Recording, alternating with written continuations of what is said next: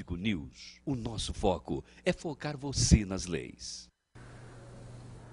Boa noite. Hoje, 23 de maio de 2012, estamos aqui pela Just TV com mais um Jurídico News. O tema do Jurídico News dessa noite é confiabilidade da urna eletrônica. Com vocês, o nosso radar jurídico.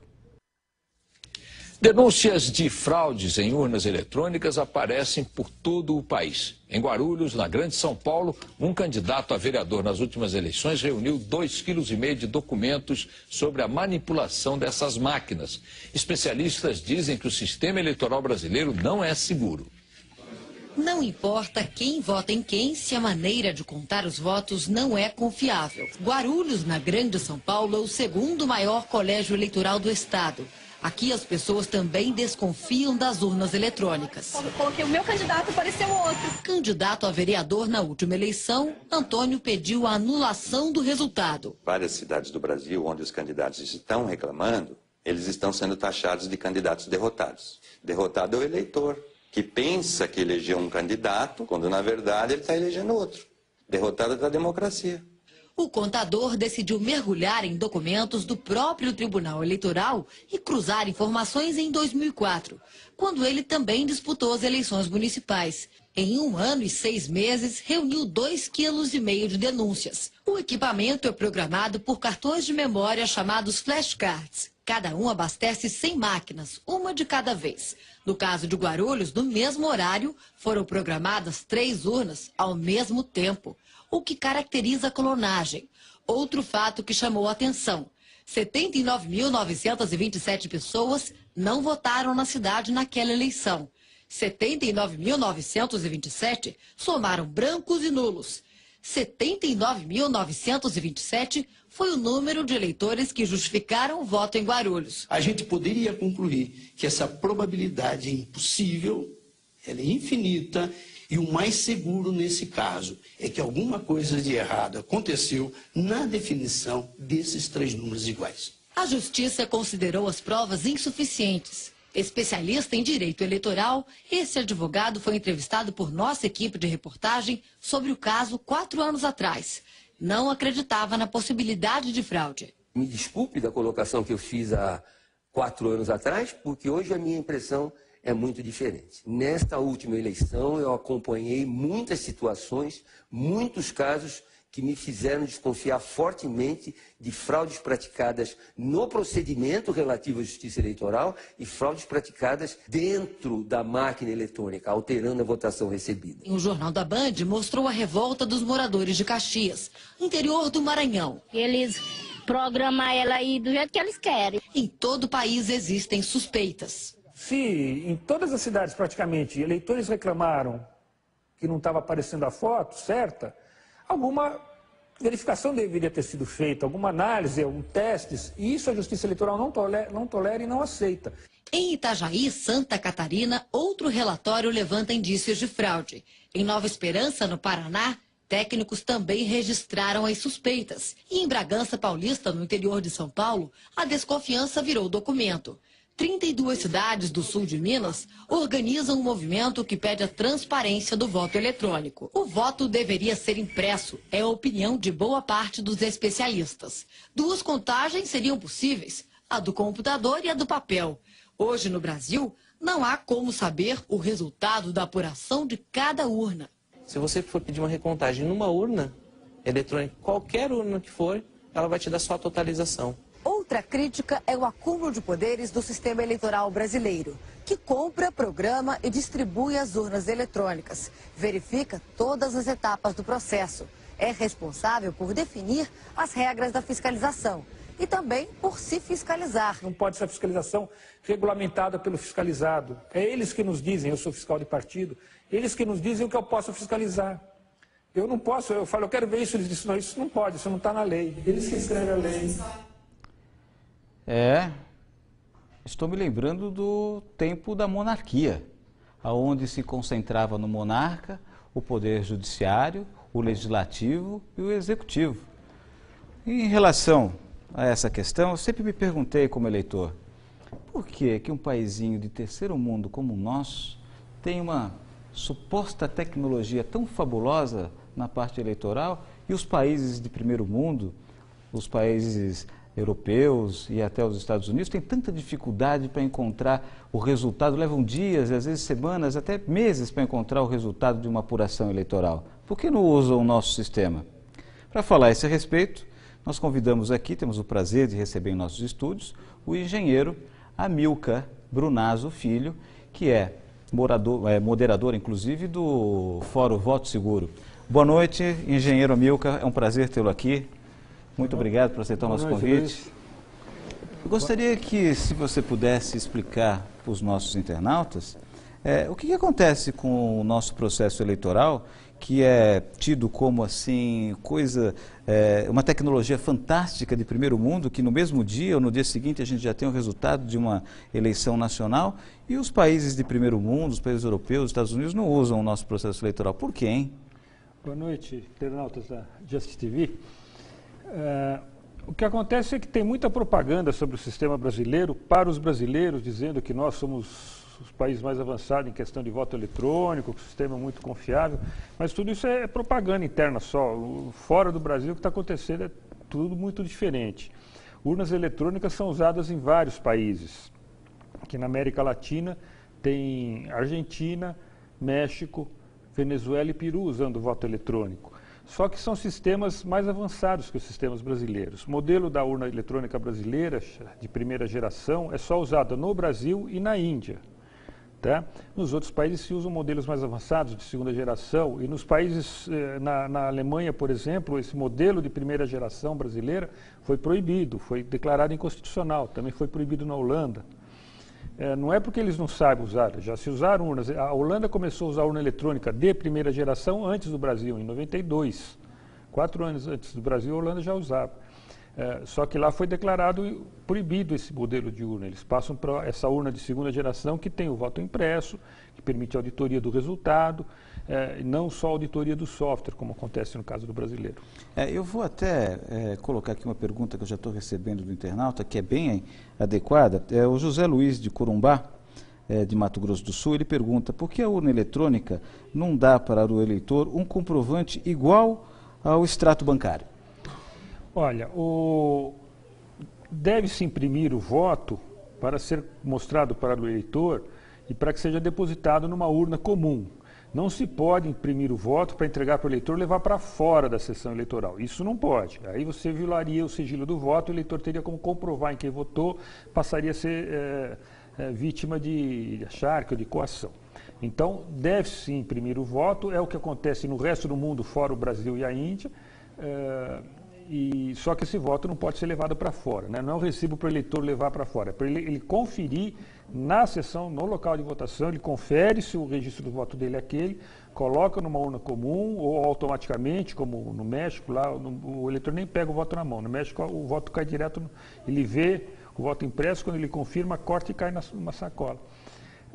Então, aí depois é usado esse voto impresso para fazer a auditoria do resultado.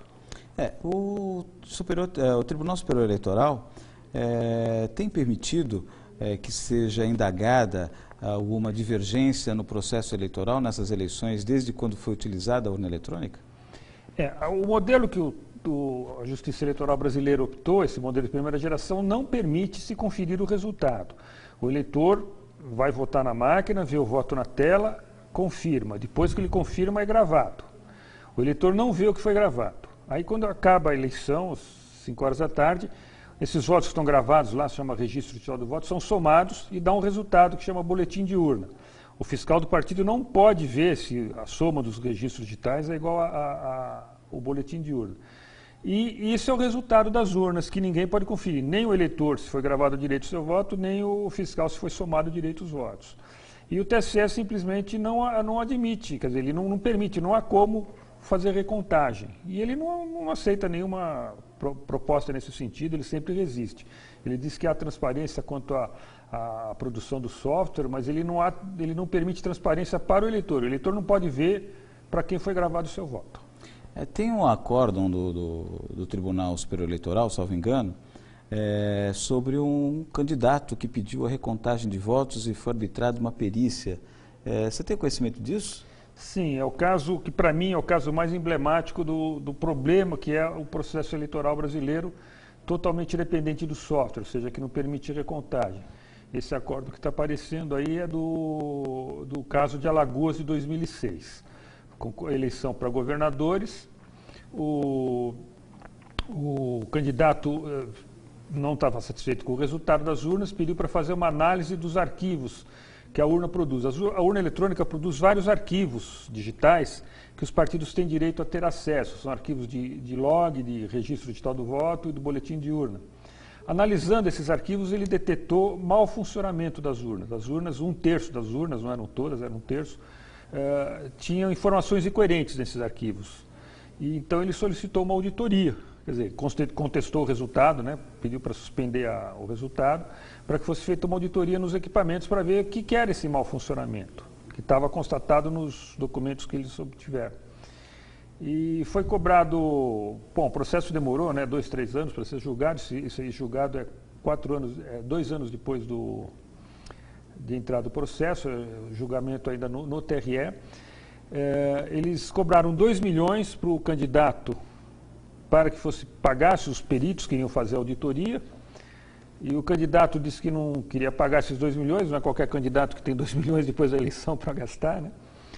E pediu para que a própria Justiça Eleitoral bancasse, já que seria de interesse dela demonstrar a lisura do processo. A Justiça Eleitoral não aceitou pagar a auditoria e condenou o candidato por litigância de má-fé, por ele ter pedido uma perícia e não ter pago por ela. E depois isso foi para o Tribunal Superior Eleitoral, a sentença foi mantida, o candidato foi condenado por litigância de má-fé, apesar de ter apresentado as provas de mau funcionamento da urna, provas materiais mesmo. Nós temos um vídeo também, a produção levantou, é o radar jurídico número, aliás, em relação ao questionamento sobre a confiabilidade da urna eletrônica, e o Tribunal Superior Eleitoral parece que condenou quem foi questionar sobre a confiabilidade das urnas eletrônicas. Veja bem, o próprio advogado, hein? Por gentileza, produção. Ricardo Lewandowski.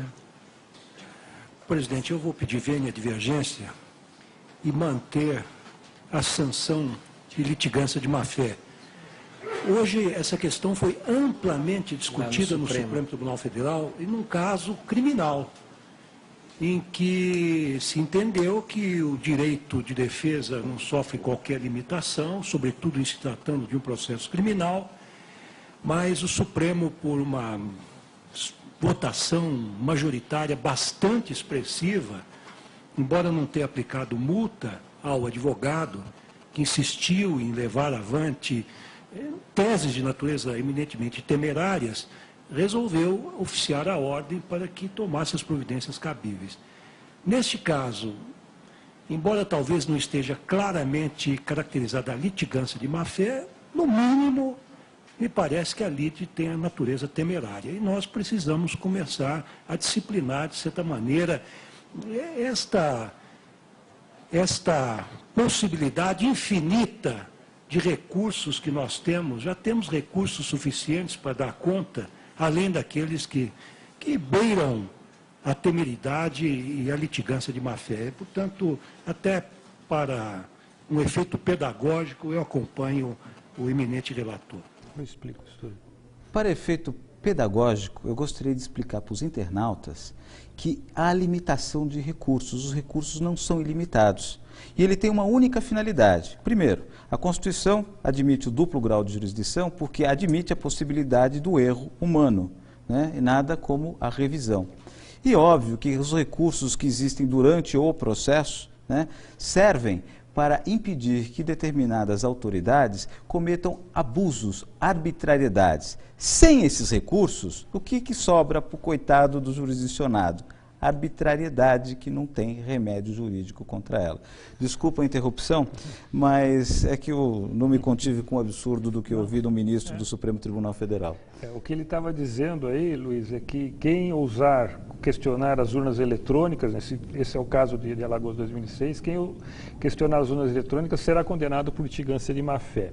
Isso é uma ameaça, né? É uma ameaça. Uma ameaça. E tem um detalhe ainda mais curioso, que logo em seguida, esse foi o penúltimo voto, o último voto foi do presidente Aires Brito, né, que deu a sentença final, condenando litigância de má-fé. E nesse instante, levantou-se, ele encerrou o julgamento, nesse instante aparece o Aires Brito encerrando o julgamento, levanta-se um juiz que ia sair e assumiu o outro juiz, o ministro, no lugar do TSE, que era o advogado original da casa que foi condenado por litigância de má-fé, e era, naquele momento, o ministro do Tribunal Eleitoral.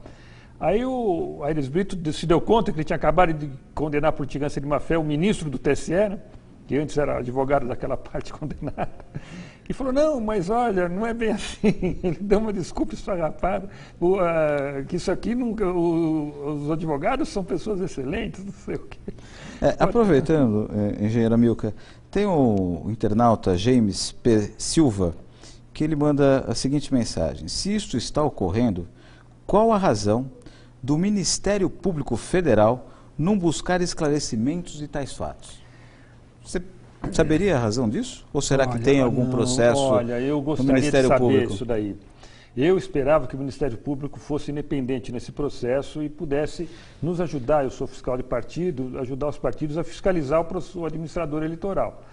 Mas, infelizmente, não tem ocorrido, não. O Ministério Público tem direito a fiscalizar, a conhecer o software das urnas eletrônicas, a fazer auditoria nos sistemas, e não faz. 6 meses antes da eleição, por exemplo, agora, nesse momento, já estão abertos lá no TSE os códigos dos programas, os códigos fontes, né, para os partidos do Ministério Público e a OAB poder examinar. A OAB nunca mandou ninguém, o Ministério Público nunca mandou ninguém lá para examinar código nenhum, e no final, no último dia, ele vai lá e assina 15 mil arquivos com 17 milhões de linhas de código, sem ter olhado nada. Eu não sei por que o Ministério Público assume essa postura omissa em relação à fiscalização do processo eleitoral. Não sei dizer por quê. Tem uma pergunta aqui de um outro internauta, que ele pergunta ao engenheiro Amilcar: o voto impresso, além de segurança da escolha do eleitor, não seria também uma segurança dos votos em caso de algum sinistro com o equipamento, depois ou durante a votação? E dá aqui os parabéns ao Amilcar.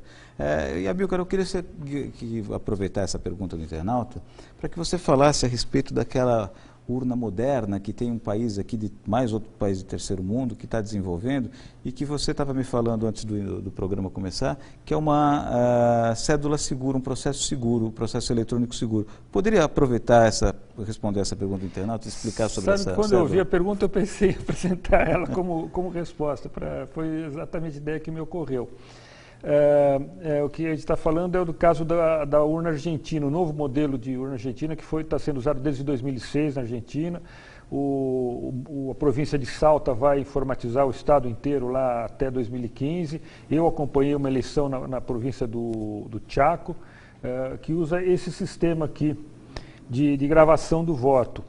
Essa aqui é chamada boleta do voto eletrônico, ou cédula do voto eletrônico, que é a grande novidade do sistema argentino. O eleitor recebe essa cédula para votar, ela é uma cédula em papel normal, né? E ela é dobrável, é papel normal, do lado de cá se imprime o voto. Ela é em branco, né? O eleitor recebe ela em branco, não tem essa parte impressa aqui. E aqui nesse canto, está vendo essa bolinha que tem aqui? É um chip eletrônico que está embutido aí, um chip de radiofrequência. Então, quando o eleitor recebe ela em branco, o chip virgem, sem nada, põe na máquina para votar, o voto é, então, gravado no chip e impresso no papel. Ele vota na tela, como ele vota na tela, é uma tela grande, de 20 polegadas, colorida, ele põe o dedo na cara, na fotografia do candidato. A diferença é que ele recebe de volta o voto dele. Ele põe isso virgem na máquina, vota quando ele é impresso e gravado. Aí o eleitor pega isso na mão, confere o que votou, vê se o que ele votou é isso mesmo. Se não for, ele não estiver satisfeito, ele rasga e pede outra vazia. Se ele estiver satisfeito, ele leva isso daqui até uma outra máquina, que tem lá mais de uma urna por sessão eleitoral, coloca na máquina e aparece nessa outra máquina, é lido o chip e aparece igual que está impresso. Ou seja, o eleitor pode conferir o que foi gravado como sendo o seu voto. Isso o eleitor brasileiro não pode fazer, né? O argentino pode. E com isso, se acontecer na hora da apuração que haja alguma divergência, quer dizer, a gravação deu defeito, o que vale é o voto impresso, não é o que está gravado. porque o voto impresso é eleitor vivo. Tá? Então, existem soluções tecnológicas para essa questão. E está sendo adotada no resto do mundo, como eu disse no começo, só Brasil e Índia não usam esse sistema. Esse sistema é utilizado por qual país? Foi desenvolvido em qual país? Esse daqui é na Argentina, a gente chama a máquina de terceira geração, a máquina brasileira e da Índia é de primeira geração, e outras máquinas como do México, da Bélgica, da Venezuela, são de segunda geração, porque imprimem o voto, mas não tem o chip na própria cédula, né? Ele grava o voto na urna e imprime o voto para o eleitor por uma urna convencional. Parece que teve um outro país que andou usando as nossas urnas eletrônicas e devolveu, que achou que o sistema não era confiável. Qual foi esse país, hein? É o Paraguai. O Paraguai recebeu de graça 17 mil urnas brasileiras entre 2001 e 2005.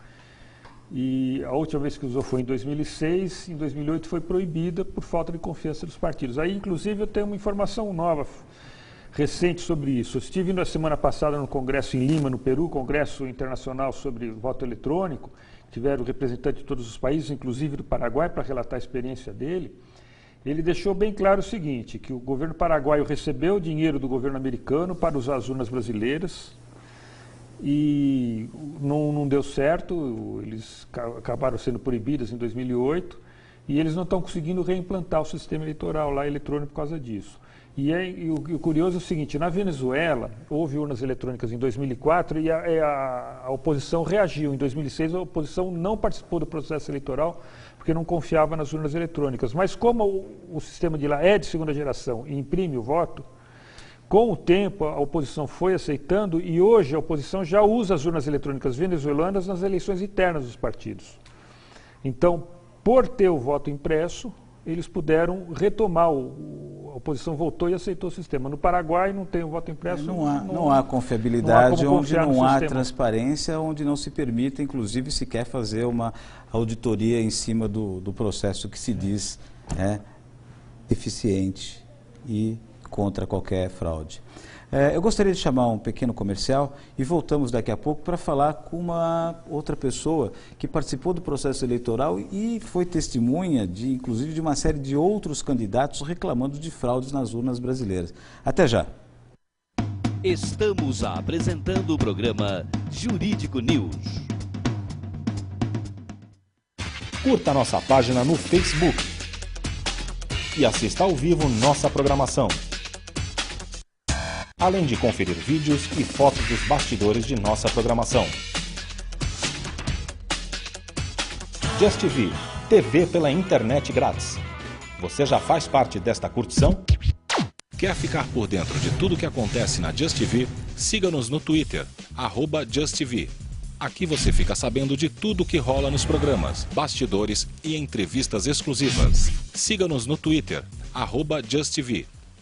Voltamos a apresentar o programa Jurídico News. Voltamos no segundo bloco, estamos aqui com o engenheiro Amilcar, falando sobre a confiabilidade das urnas eletrônicas.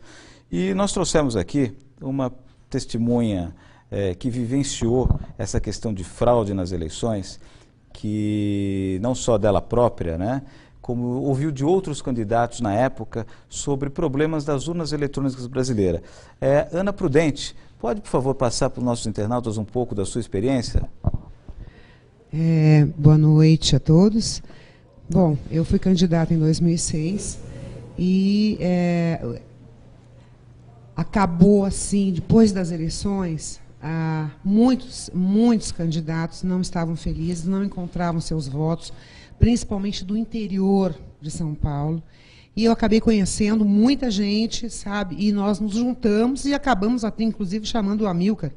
E o Amilcar teve que chegar lá para dar explicação para a gente. Olha, vocês não encontraram seus votos, mas é o seguinte, não tem como fazer, não tem solução, não tem onde procurar, não tem nada. Então, infelizmente, nós ficamos sem respostas também, né? Esse grupo tem uma comunidade na internet?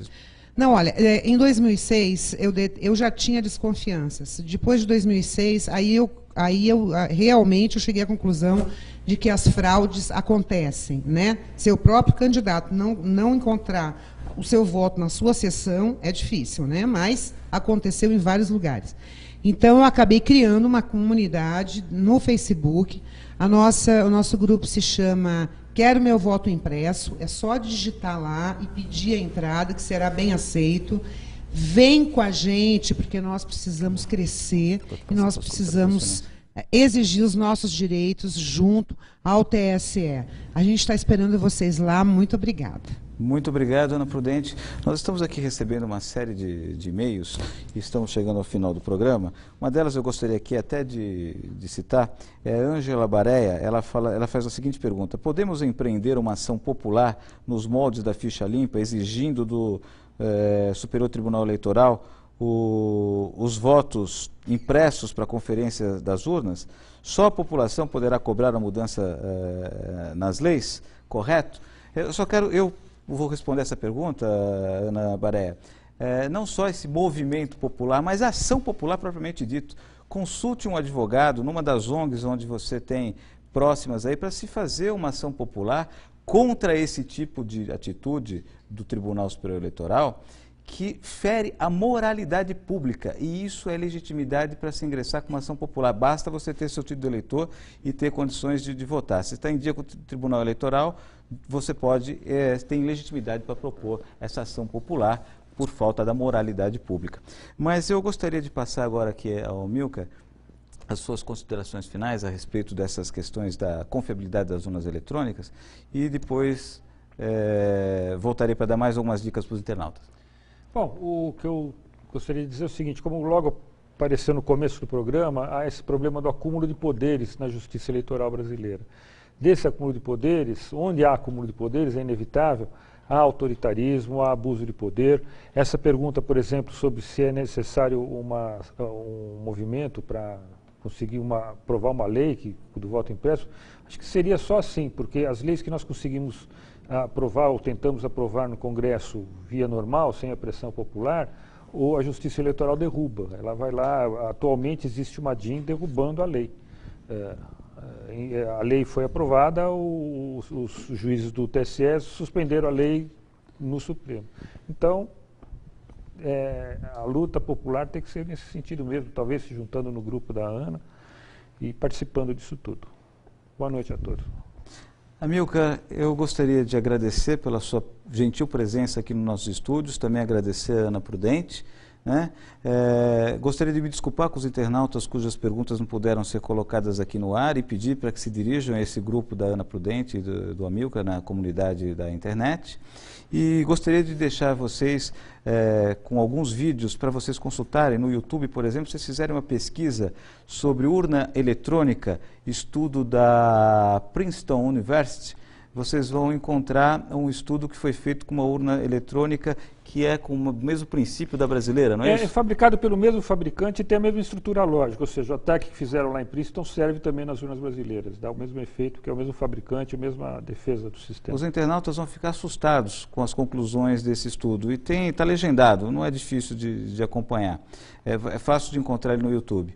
E eu gostaria de deixar vocês aqui com mais um vídeo de um deputado, o deputado do PDT, o Fernando Quirella, que falou da tribuna da Câmara dos Deputados a respeito das fraudes nas urnas eletrônicas. E até a próxima quarta-feira com mais um Jurídico News. Boa noite a todos os internautas. Obrigado. Da palavra, o ilustre deputado Fernando Chiarelli, PDT São Paulo. Senhor presidente, povo do Brasil que nos escuta desde lá da Rondônia, desde lá da Roraima, no Acre, até o Pernambuco, até o Rio Grande do Sul, nas fronteiras. Eleitor brasileiro, povo do Brasil, eu denuncio aqui que o sistema eleitoral brasileiro é uma fraude. Eu denuncio aqui que o sistema eleitoral brasileiro é uma mentira. Eu denuncio aqui que o sistema eleitoral brasileiro, via via urna eletrônica é uma trampa e que não existem eleitores, milhões de eleitores no Brasil, e sim milhões de palhaços que vão colocar o voto sabe-se lá onde, porque sabe-se lá para onde vai o voto. Eu denuncio que os programas já estão preparados para criar quem vai ganhar e quem vai perder a eleição. E no decorrer do meu mandato, eu vou provar dia a dia nesta tribuna. O sistema eleitoral brasileiro é uma farsa e é uma mentira. Não existe em lugar nenhum do mundo. O Paraguai devolveu as urnas. Na Alemanha é inconstitucional. Em Portugal fazem piadas. E nos Estados Unidos, inadmissível. Esclareço ao povo brasileiro que eu não sou o primeiro que denuncia que a urna eletrônica é uma farsa para eleger quem eles querem eleger. O João Herman falou, morreu. O Enéas falou, morreu. O Clodovil falou, morreu.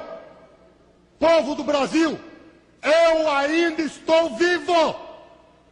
Mas os senhores estão convidados, porque já estou recebendo ameaça de tudo quanto é lado, se trouxer as provas das fraudes. Vou trazer. E o promotor público em Ribeirão Preto, doutor Cirilo, é testemunha de que o sistema eleitoral brasileiro é uma fraude. Hoje, as lideranças, padre, hoje, a liderança, meus amigos do Nordeste aqui presentes, não nascem mais nas lutas, nas brigas, nas ruas, nas disputas, e sim são a... Esse aqui é o grande. Tudo está combinado. Quem vai ganhar e quem vai perder. Para terminar, não. Muito obrigado, Vossa Excelência. Não, para terminar, por favor.